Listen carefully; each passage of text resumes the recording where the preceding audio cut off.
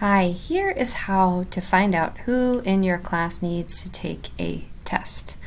It is a quick and easy way that Renata showed me this morning, and I'm going to share it with you. So I go to classes, all the classes.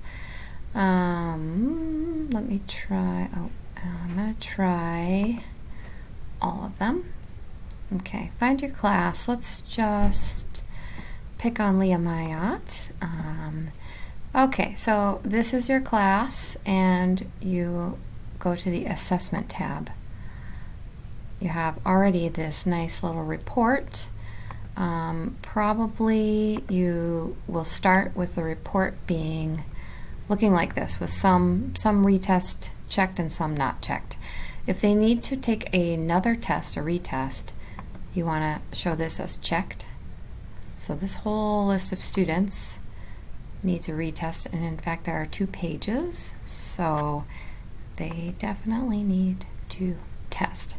Now this class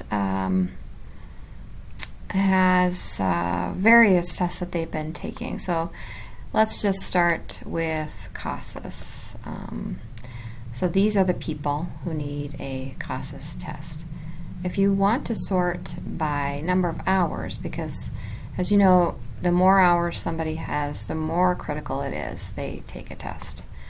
You can just click hours and it will go from small to largest number of hours.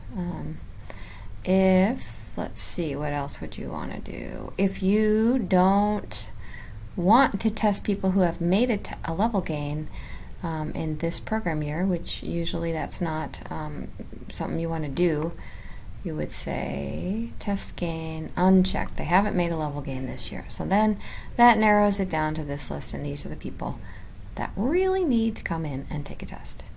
Hopefully this helps, and let me know if you have any questions. Thanks.